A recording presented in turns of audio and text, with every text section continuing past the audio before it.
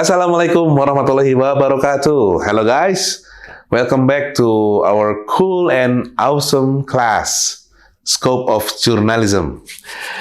Alright, it seems like this material will be the last one before you go on your field assignments. So please pay attention carefully so you will understand why journalists work in such a way that differs from another professions. Yeah. Okay. So one of the most distinguishing factors between a journalist job and other professions is the management of the company where journalists work. And since journalists have the main task of disseminating information to the public, they are closely associated with what's so-called mass media companies. Alright, so this time we will briefly discuss an introduction to mass media management. But first, disclaimer, this material will be very brief as it will not go into mass media management in detail. Why?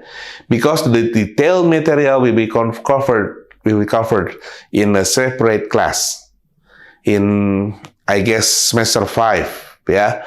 So that class will specifically discusses mass media management. So still stay tuned in our program. Yeah, in our journalism program. All right, let's start by distinguishing the characteristics of mass media companies from other industries. Okay, first, in terms of function.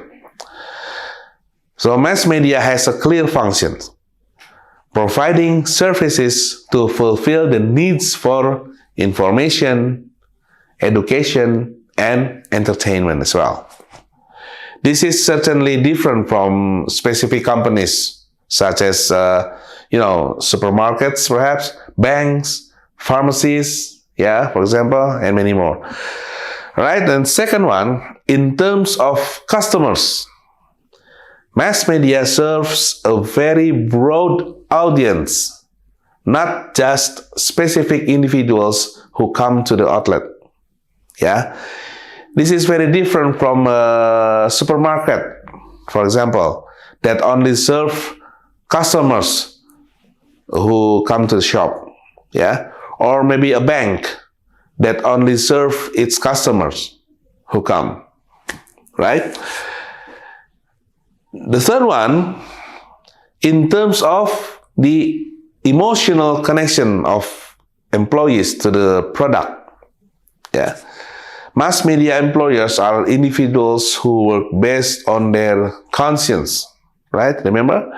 So emotions at work significantly affect the output of the product. Okay, so journalism activities can be quite emotional, right? And it usually affects the quality of the product. All right, next, the nature of mass media companies can change. Yeah, unlike, for example, a pharmacy that will always provide medication products, right? Or a notary office that will always provide services related to civil matters. Yeah, mass media can change according to the conditions of its audience or the changing market conditions as well. For example, a mass media that initially focuses on political issues, yeah, may change into a mass media outlet that discusses entertainment or economic issues. Yeah. Or another example, a broadcasting radio station that was initially targeted at the young audience may change into an adult oriented radio station due to the growing maturity of its listeners. And it happened. True story. Yeah. Here in Bandung, there's one or two radios that have to change their audience. Yeah, the target audience. All right. However, what changes is only the nature. Yeah, the product remains the same, which is information, education, and entertainment. Yeah, still the same. That's why the product output of mass media will always be a combination of internal factors such as the emotional or psychological conditions of its workers, and also external factors, namely the desires of the public or the trend, yeah, or the demand of the audience. Even though mass media may control what the public wants, if you look at it from the agenda setting or ballot theory, the classic ballot theory, in practice, the public will still make its own choices. Likes it or not, the media usually need to adapt to the public's choices if they don't want to lose their customers. Yeah. So this is a part of the uses and gratifications theory. Maybe you will examine it later. Yeah. On the contrary, reality proves that mass media products can instantly create specific behaviors in their audience. The effect of mass media in changing audience behavior was so powerful that at one point, there was an incident where a city, was struck by panic, fearing an alien attack from outer space. Yeah, this happened because people were listening a part of a radio drama titled War of the Worlds, which originated from a novel created by Orson Welles. Well, this is a true story, guys. It happened in 1938 when CBS Radio in America broadcasted Orson Welles, the author, with an atmosphere resembling a news broadcast. As a result, many people fell on it, assumed that what they heard was a real news. So they're panicked. It happened. Okay? When we look at what underlies the work of mass media, it turns out that their work is an intersection of two things: idealism and commercialism. And mass media is in between. Because in addition to advocating idealism as conveyors of factual information, mass media also remains a company that strives to earn income. That's the industry. Okay? So how does mass media work now? Let's see from a management perspective. Yeah? Let's analyze how a mass media company usually forms its organizational structure. Ideally, a mass media company consists of three interconnected types of management. First is, of course, editorial management. This is the part of the company that manages how narrative content will be turned into information products before being disseminated to the public. Here you will find reporters, writers, editors, graphic designers, and other positions related to content. Okay? Second is administrative management.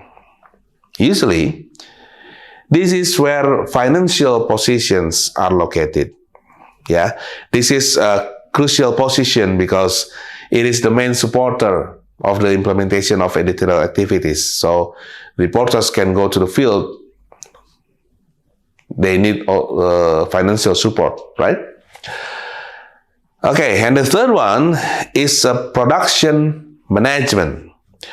The content created by the editorial part will not become a product that the audience can enjoy if it is not produced well.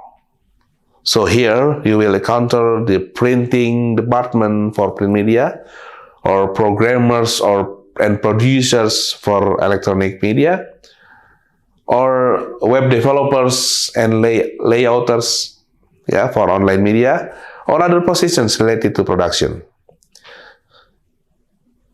Now, in the development, we have the additional management. After many studies related to company management, it turns out that 2 more types of management are needed, for every company, including mass media. First is public relations management. In the past, this was not considered important until professionals realized that the survival of their company depends greatly on how the public perceives and evaluates their credibility. So public relations become essential for mass media companies, not only to build a positive image, but also to build strong engagement with their audience. Okay? The second one is circulation management.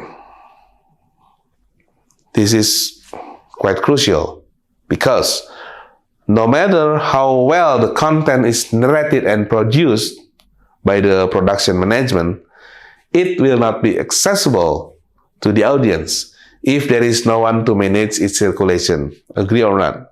Of course, Circulation management becomes crucial to ensure that the finished output product will reach and be enjoyed by the audience, whether in print form, broadcast programs, or digital content accessible in various platforms. Right?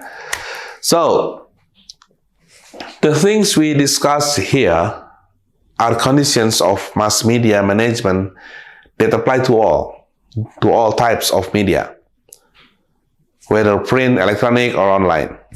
Right?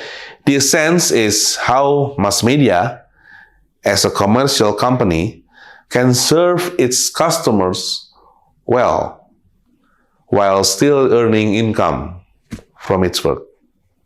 Okay? Once again, this is only an introductory material before you encounter the real class, that will provide details and direct experiences for you as future mass media workers. So there will be mass media management class. Wait until semester 5. Right? For now, I welcome you to the journalism profession, a profession with management practices that blend idealism and commercialism. Thank you for watching, and we'll meet again in the next session of Scope of Journalism in Practice. Alright, cheers. Wassalamualaikum warahmatullahi wabarakatuh.